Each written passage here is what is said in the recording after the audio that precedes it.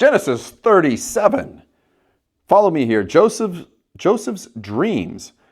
Wow, we talk a lot about Joseph here. I mean, it feels like we're just going on and on. Anybody else feel that way? All right, so Jacob settled again in the land of Canaan, where his father had lived as a foreigner. This is the account of Jacob and his family. I feel like this entire account has been Jacob and his family. When Joseph was 17 years old, he often tended his father's flocks. He worked for his half-brothers and sons of his father's wives, Bilhah and Zilpah. But Joseph reported to his father some of the bad things his brothers were doing. Ooh. Jacob loved Joseph more than any of his other children because Joseph had been born to him in his old age. So one day Jacob had a special gift made for Joseph, a beautiful robe. But his brothers hated Joseph because their father loved him more than the rest of them. They couldn't say a kind word to him. And one night Joseph had a dream. And when he told his brothers about it, they hated him more than ever. It's a dream. Listen to this dream, he said. We were out in the field, tying up bundles of grain. Suddenly, my bundle stood up, and your bundles all gathered around and bowed low before mine. Oh, okay, maybe that might not be great if His brothers responded, so you think you will be our king, do you? Do you actually think you will reign over us? And they hated him all the more because of his dreams and the way he talked about them. Well, he was 17 years old. I mean, give him a little slack. Or maybe, I don't know. Soon, Joseph had another dream. And again, he told his brothers about it. Listen, I have had another dream, he said. The sun, moon, and 11 stars bowed low before me. This time, he told the dream to his father as well as to his brothers. But his father scolded him. What kind of dream is that? He asked. Will your mother and I and your brothers actually come and bow to the ground before you? But while his brothers were jealous of Joseph, his father wondered what the dreams meant. Soon after this, Joseph's brothers went to pasture their father's flocks at Shechem. Wait, Shechem, wasn't that a person? No, what am I not understanding here? I know that was a person. He was the guy who raped, what's her name? Revenge against Shem.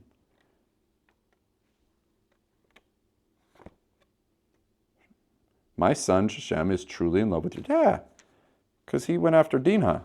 Okay, so wait a minute. I realize.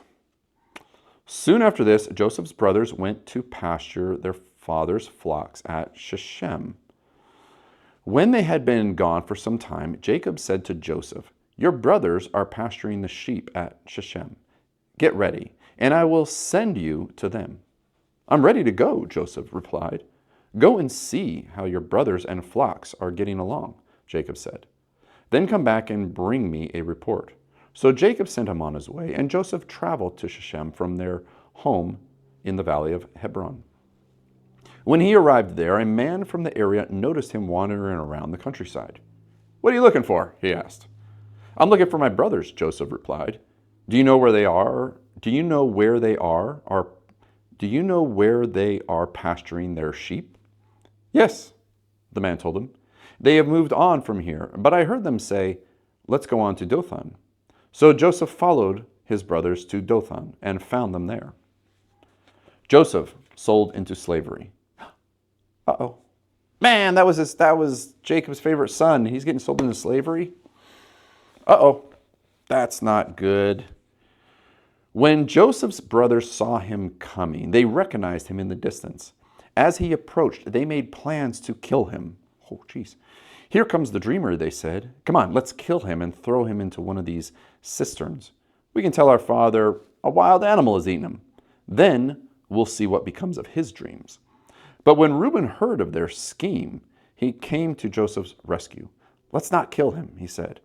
Why should we shed any blood? Let's just throw him into the empty cistern here with the wilderness. Then he'll die without our laying a hand on him. Reuben was secretly planning to rescue Joseph and return him to his father.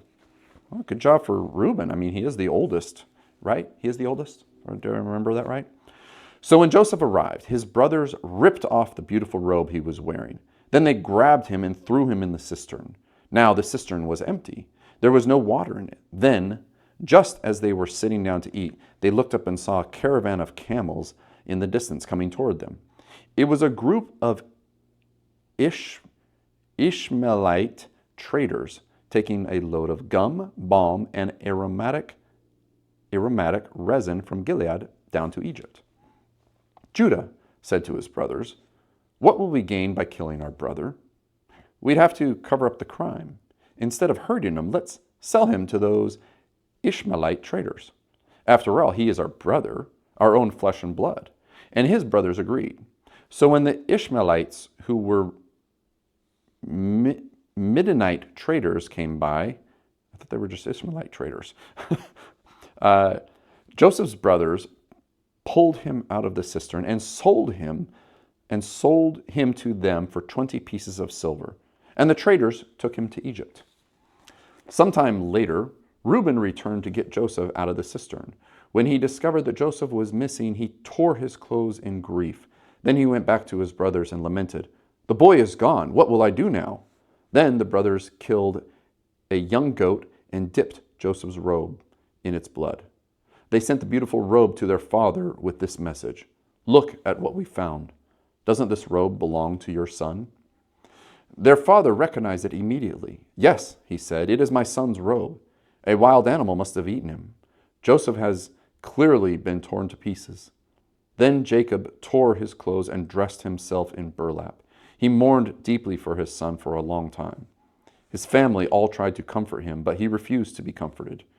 "I will go to my grave mourning for my son," he would say, and then he would weep. Meanwhile, the Midianite traders arrived in Egypt, where they sold Joseph to Potiphar, an officer of Pharaoh, the king of Egypt. Potiphar was captain of the palace guard.